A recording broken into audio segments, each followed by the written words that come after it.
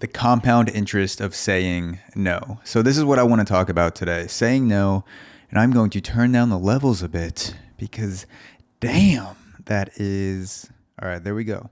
Saying no. Saying no is uncomfortable. Saying no can be super uncomfortable, and you build up saying no a lot in your head. The act of telling someone that you don't want to do something can be super intimidating. Letting your preferences known, because in a way it's like you're being vulnerable because you're letting that person know what your preferences are, what your likes, your dislikes, and you're also afraid of being judged. You're afraid of that person saying like, what a fucking idiot, basically, or oh, I can't believe you don't want to do this, or maybe sometimes your mind goes to crazy places where you think you're going to get in a fight or something because you say no, or the whole bar is going to laugh at you, or everyone's going to turn and look at you. You build up no in your head a lot. And I was reading this article today by James Altucher. He's a great writer, podcaster, and James Altucher put out an article called The Number One Rule of No. And he talks about what he thinks about. James Altucher talks about what he thinks about when he says yes versus no. And for him, he has to have three things that occur when he says yes, or one of three things. If it's all three, that's great. But one of these three things has to be going on for James Altucher to say yes to an opportunity. The first thing is knowledge. The second thing is fun. And the third thing is money. And I'm going to pick my nose for a sec real quick. And yeah, knowledge, fun, and money. If in his mind, in James Altucher's mind, when he's saying yes to an opportunity, it is because one of those three things are present in that opportunity. He's going to learn more, he's going to have fun, or he's going to make a lot of money. All three would be fucking bread and butter. I think those are great indicators. When I'm doing something, I want to do it because I want to get better in some way, whether it's having more knowledge, gaining more knowledge, being in a better off position financially, or just doing something that excites me just to fucking do it, even if I'm not making $1, because I wanted to go out and do it. And I want to add something into the conversation that James Altucher alluded to, but he didn't necessarily go into detail on this in his article, and that's the compound interest of no, the compound interest of saying no, because perception is reality. And when you say yes to opportunities and when you say no to opportunities, you are building up an identity to other people, to your friends, to your family, to strangers. You are building up this projection of you and how other people see it. So when you say yes, it's a vote for, I am the type of person who says yes to these opportunities. I want this opportunity. When you say no to things, you become a person who does not want to do those things, does not want to do those opportunities. And you are sending out signals to other people based on whether you say yes or no. And there's a compound interest involved in that, just like in investing. And I'll give you an example. Say you hate going to brunch. You hate going to brunch, but you say yes to go to brunch every weekend or twice a month. You go to brunch on some sort of regular basis because you're in Brooklyn or you're in LA, you're in Chicago, and that's just something people do on the weekends. They go to brunch, at least before COVID, and it's starting to come back now that it's getting warmer. It's like not something that you really like doing, but it's like you say yes to it. You don't even think about it because you're like, oh, like I haven't even thought about the fact that I don't want to spend $85 every weekend eating food that is great, but there are other ways that I want to spend my time. There are other ways that I want to hang out with friends. I don't always want to go and spend time in a brunch setting and spend money in a brunch setting. When you say yes to brunch, you are painting a picture of yourself where your friends and the people that you go with think that you are the type of person who enjoys brunch. Because why else do you say yes to things? People don't know what's going on in your head. There's the version of yourself that happens in your head, and there's the version of yourself as other people see you. People don't know the conversations or the battles that go on in your head about not liking brunch. So you say yes, people are like, fuck yeah, Zach likes brunch.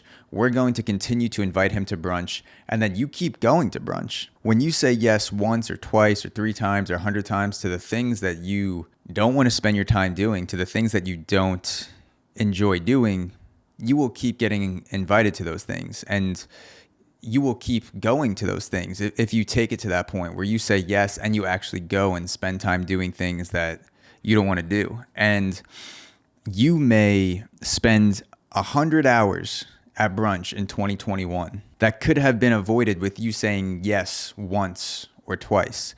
If you get invited to brunch and you say no, you are sending out a signal. You are switching up the signal of your identity to other people, where you become someone who does not want to go to brunch. And you say it once, your friends think, okay, he doesn't want to go to brunch for whatever reason. You can make up a reason. You could say, I don't like brunch. You could say you have other plans. Your friends then know you prefer not to go to brunch. Maybe the next weekend they still invite you. The answer, you say no again. Third weekend, they said, you want to go to brunch? You say no. They get the idea. They stop asking you to brunch. And saying no once, twice, or 3 times takes seconds or minutes. It's a text, it's an email, it's a call, it's a FaceTime, as opposed to hours, dozens of hours, or potentially hundreds of hours doing something that you don't want to do. And when you say no, the reason why I use compound interest is because when you invest in something, whether it's your money or your time, that thing continues to grow. It continues to compound into an asset that is greater. Your no's become assets to you, because the more your identity is aligned with what you actually like to do, what you actually enjoy, and what you don't like to do and what you don't enjoy, that frees up time for you, because you don't have to spend time turning down as many opportunities, or you just ignore them altogether. It saves you money because you're not spending money doing the things that you don't want to do, and you're having more fun. You're doing things that are exciting. And so your no's, when you say no once, that may save you 50, 100, 1,000 hours doing things that you don't want to do. And that no keeps working for you, because once you say no once or a few times, that gets built into your identity, where other people know, okay, this guy does not like going to brunch. This guy does not like running. This guy does not like skateboarding, whatever it is. This guy does not like public speaking engagements. You send out a signal to enough people, and you keep saying no to the things you don't enjoy, the things that don't excite you, and the things that are not worth your time. To be honest, that signal keeps working for you, and it frees up more and more of your time. And the more people that know what your identity is, that this is what you like, this is what you don't like, the more it frees up for you. That's why it's compound interest. You say no once, and that no keeps working for you. And as you say no and no to more things, that identity compounds to where you are not getting invited to the things that you don't like to do, and you're getting invited to more of the things that you actually do enjoy, that you do like to do. And so that is the compound interest of it. And no equals freedom. When James Altucher talks about, when he says yes to things, he thinks about, am I getting smarter? Am I learning something? Am I having fun? Am I making money? That comes down to freedom of time. No, saying no to more things, being honest with your no's, gives you more time. That's the through line of everything. With money, with fun, and with knowledge, those all take time. It takes time to make money. It takes time to have fun. It takes time to learn something. And so when you say no, you are compounding your time by aligning your preferences with what you actually enjoy, and by aligning your preferences with what you don't enjoy, and you're saying no to those things, you're pushing them away. Respectfully, be respectful. You don't have to be a dick. You're freeing yourself up for so much time, so much compounded time that comes back into your life. And so say I'm a bougie bitch. I love the periodic brunch. I enjoy things like that, but saying no will free up your time. That's the through line that I hope I'm getting at through this episode, that you will compound your time as your no's compound, and as you say yes to the things that you do like to do. You can't have true freedom and do what you want to do and do what you want to enjoy without some people thinking that you're a loser, or some people thinking that you're an asshole. You can't have true freedom and do what you want to do, be honest about what you want to do, without seeming like a loser or an asshole to some people. That's just going to happen. Being liked by everybody is like being in a fucking prison.